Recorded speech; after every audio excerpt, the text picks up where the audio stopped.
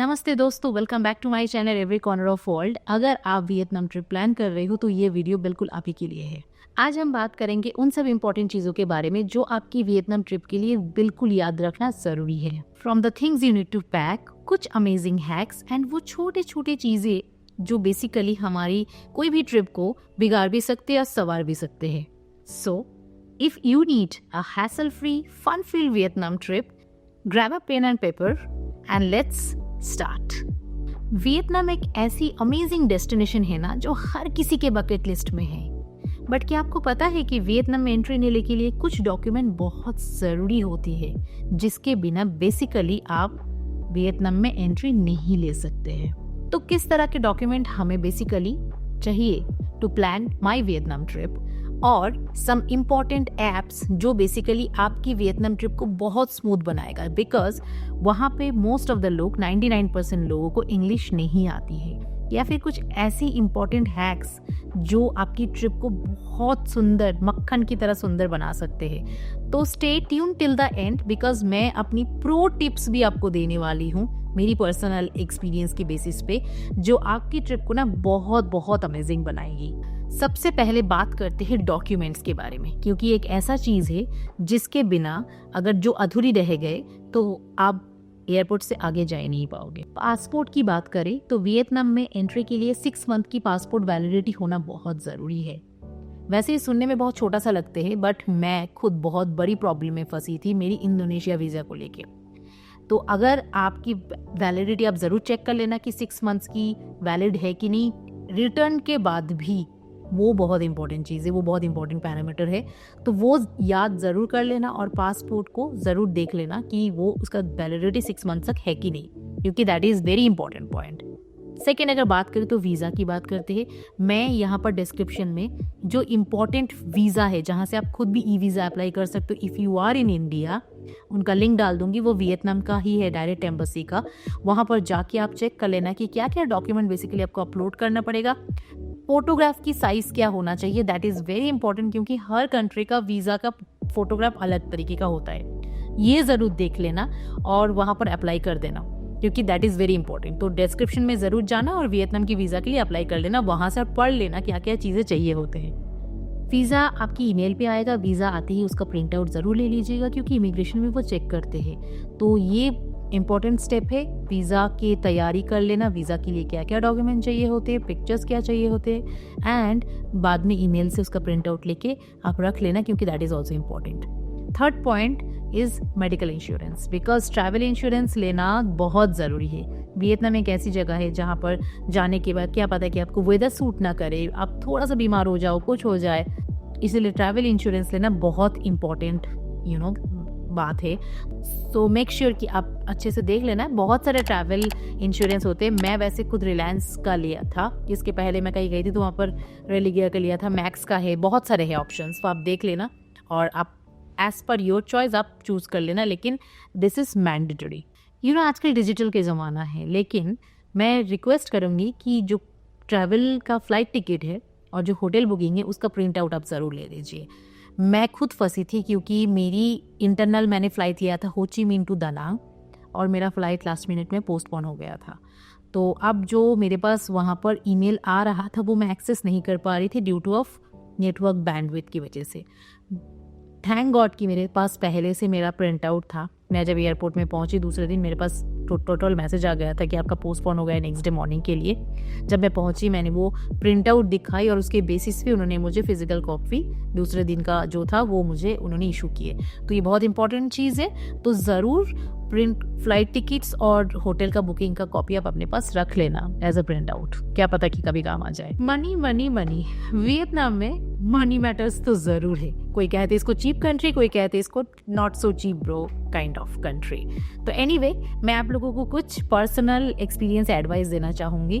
First of all, INR Vietnam airport में अगर आप जाके सोचते हैं कि आप INR को VND यानी वियतनामीज डोंग में कन्वर्ट करा लोगे, तो वो नहीं पॉसिबल है। वो लोग INR या फिर मैक्सिमम करेंसी को इग्नोर करते हैं, एक्सेप्ट डॉलर, यूरो, पाउंड को छोड़ के।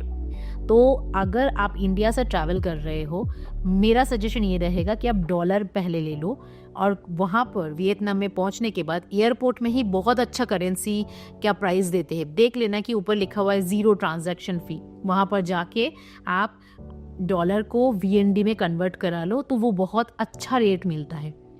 एक पर्सनल एक्सपीरियंस मैं बता रही हूँ कि आप इंडिया से VND करा के मत ले जाइए। जो रेट आपको मिलेगा ना, और अगर आप यहाँ से डॉलर करा के ले जाते हो उधर, और वहाँ पर एयरपोर्ट में जो रेट मिलता है वो बहुत बहुत सही मिलता है। बिकॉज आई थिंक उनके पास डॉलर का जो वैल्यू है वो बहुत ज़्यादा है, और यहाँ पर हम INR to VND कराएंगे तो यहाँ वैल्यू इतना नहीं मिलेगा आपको। तो आप ये चेक कर लेना, क्योंकि मैंने खुद से कराई थी, तो I got very good deal. And 0 transaction fee में देख लेना। तो what you can do, what basically I did, मैंने डॉलर ले गई थी यहाँ से, कुछ डॉलर को वहाँ पर कन्वर्ट करा के मैं अपना ट्रैवल करती रही। और ये डॉलर की जो बाद में अगर ज़रूरत पड़े VND में कन्वर्ट करने के लिए, तो वहाँ पर गोल्ड शॉप है, वहाँ से भी आप करा सकते हो। बेसिकली वियतनामीज़ जो होते हैं वियतनामीज़ डोंग में मतलब लाखों हज़ारों में चलते हैं। मतलब 5 मिलियन, 2 मिलियन, 1 मिलियन, फिर 1000, 50,000, 20,000, तो बहुत कंफ्यूजिंग है। अगर आप सारे डॉलर को इकट्ठा सारे VND में करा लोगे तो इतने ज़्यादा मतलब नोट आपके पास आ जाएगा कि बाद में कैलकुलेशन में बहुत कंफ्यूज कर सकते हैं आपको। तो इट्स बेटर कि आप डॉलर ले जाओ, और वहाँ पर जितना आपकी ज़रूरत है उसके हिसाब से आप डॉलर को चेंज करते रहो VND में। पहली पार्ट तो आप एयरपोर्ट में ही कर लो, क्योंकि बहुत अच्छा रेट मिलता है। उसके बाद जहाँ पर आप जाओगे गोल्ड शॉप में जाके आप करवा सकते हो। This is the important and pro tip, तो मेक श्योर कि आप ऐसे करना। सेकेंड थिंग इज़ दैट वहाँ पर थोड़ा कन्फ्यूजिंग होते हैं अगर आप इंडिया से जा रहे हो तो, क्योंकि हम क्या करते हैं ना, 100 रुपीज़ 200 रुपीज़ का हमारे पास वैल्यू है, और वहाँ पर 100-200 कुछ होती ही नहीं है। वहाँ पर 1000 जो होते 1000 VND, मतलब यहाँ पर आप लगा लो 6 रुपये, 5 रुपये, 6 रुपये के बराबर। तो इसीलिए उनका जो 500,000, 200,000 डोंग या फिर 50,000 डोंग, तो वहाँ पर थोड़ा कंफ्यूजिंग है। तो बेटर कि आप एक अगर offline currency converter app download कर लेते हो ऑफलाइन वाला, तो आपके लिए बहुत इजी हो जाएगा कैलकुलेट करने में, स्पेशली शॉपिंग हॉल में, कहीं पर खाना खाने जा रहे हो वहाँ पर। मतलब तो then you will save a lot of money. नहीं तो मेरे से भी इनिशियल टाइप पे हो गया था थोड़ा बहुत गड़बड़, और आई थिंक हो जाता है सबसे। तो ये ध्यान रखना ज़रूर।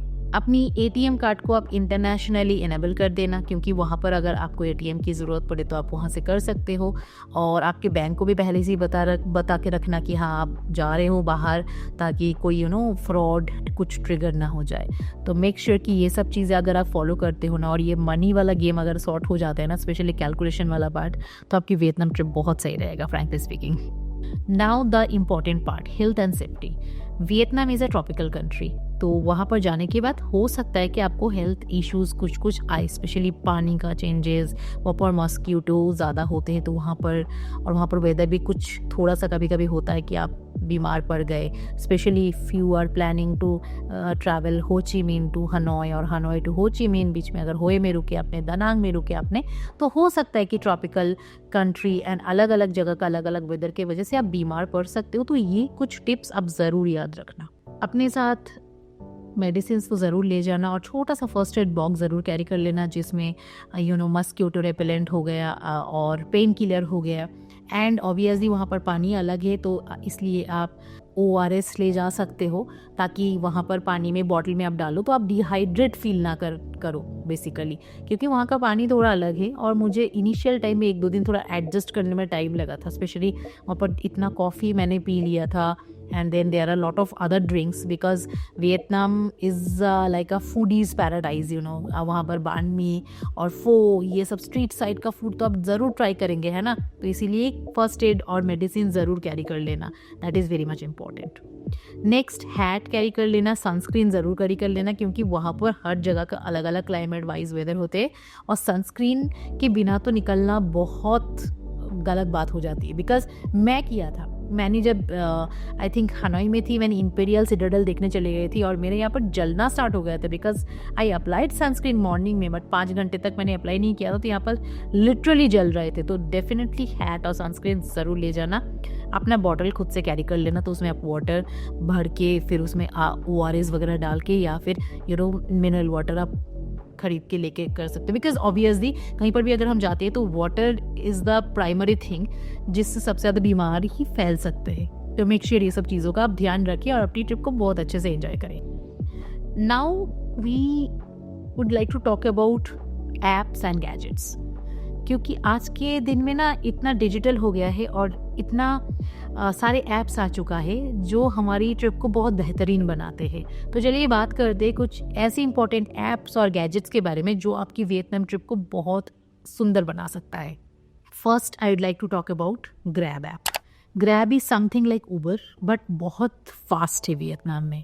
मतलब ग्रैब के थ्रू आप बाइक बुक कर सकते हैं, इतना सस्ता बाइक, मतलब सच में, and with in a second आते हैं। आप कैब बुक कर सकते हैं। आपको अगर अपना खाना बाहर नहीं खाना है तो ग्रैब के थ्रू आप फूड ऑर्डर कर सकते हैं।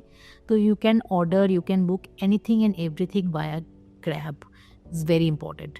सेकेंड, गूगल ट्रांसलेट, जिसके थ्रू, क्योंकि वहाँ पर 90% लोगों को इंग्लिश नहीं आते हैं, तो वियतनामीज से इंग्लिश में और इंग्लिश से वियतनामीज में मतलब बात करने के लिए Google translate is the best option.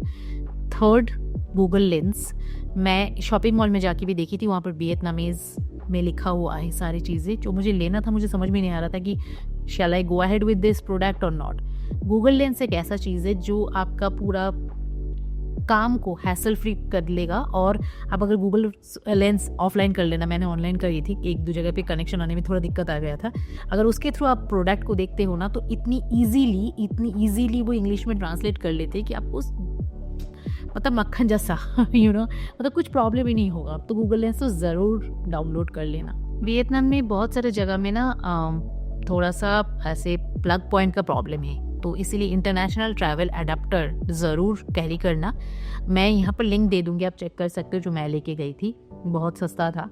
And जो हमारा बेसिकली इंडिया में चलता है वो वाला वहाँ पर नहीं है pin point most of the जगह पे, तो वो ट्रैवल अडेप्टर जो है वो बहुत काम आएगा। पावर बैंक ले लेना अपने साथ, बिकॉज क्या पता कि हालोंग बे वगैरह लॉन्ग डे ट्रिप में आपको पावर बैंक की ज़रूरत पड़े। हर जगह में प्लग पॉइंट नहीं मिलता है, तो इसीलिए पावर बैंक ज़रूर ले लेना अपने साथ। ऑफलाइन गूगल मैप ज़रूर ले लेना, यूज़ कर लेना, because that is also important. Otherwise grab is best, because grab के थ्रू भी आप ट्रैक कर सकते हो। बट अगेन, अगर आप वॉक कर रहे हो और you are a person who love to work और एक्सप्लोर अदर प्लेसेस, तो offline Google map is very important, that is वो ज़रूर ले लेना। एक चीज़ और बताना चाहूँगी मैं सिम कार्ड के बारे में। आप जब एयरपोर्ट में पहुँचोगे ना, मैं आपको ये सजेस्ट करूँगी, बहुत लोग ये बोलते कि बाहर जाके लेना, बट बाहर का जहाँ पे शॉप से अगर आप सिम लेते हो और एयरपोर्ट का सिम लेते हो, ज़्यादा डिफरेंस नहीं रहते हैं। और एयरपोर्ट में एक प्लस पॉइंट ये है कि एयरपोर्ट में जो सिम आपको मिलता है वो तुरंत एक्टिवेट कर देते हैं, तो तुरंत वो स्टार्ट हो जाता है काम करना। अदरवाइज़ बहुत दिक्कत हो जाता है, आप बाहर कब जाओगे, कहाँ जाओगे, एयरपोर्ट से निकल के तो जाना पड़ेगा ना आपको अपनी होटल तक, तो वहाँ तक कैसे पहुँचोगे, फिर कहाँ पर आपको सिम मिलेगा, तो काफ़ी वो टाइम बहुत चले जाते हैं। और जब हम ट्रैवल करते हैं हमारे पास बहुत लिमिटेड टाइम रहते हैं, तो इट्स बेटर कि आप एयरपोर्ट से ही सिम ले लो। $1 एक्स्ट्रा, $1-2 एक्स्ट्रा मतलब वेरी करेगा, but that's a best and better options I can say. Now the important thing is that about clothes and shoes के बारे में मैं कहना चाहूँगी। As I already told you that Vietnam is a tropical country, so वहाँ पर जो clothes आप कैरी करोगे that should be breathable clothes, because गर्मी होते हैं और मोस्ट ऑफ द टाइम ऐसे ह्यूमिडिटी भी हो जाते जब आप ऐसे हालोंग बे या सी साइड में जाओगे। तो कॉटन का ब्रीदेबल क्लोथ्स कैरी करना, कलरफुल कैरी करना, बिकॉज ट्रैवल में तो कलरफुल बहुत इंपॉर्टेंट होते हैं। वॉकिंग शूज़ बहुत इंपॉर्टेंट है, बिकॉज वहाँ पर चलना बहुत पड़ता है, because obviously being a tourist आप बहुत ज़्यादा चलना प्रेफर करोगे और कैफ़ेज़ बहुत ज़्यादा है, एक्सप्लोर करने में मज़ा आता है, तो वॉकिंग शूज़ ज़रूर ले लेना, बहुत अच्छे वाला।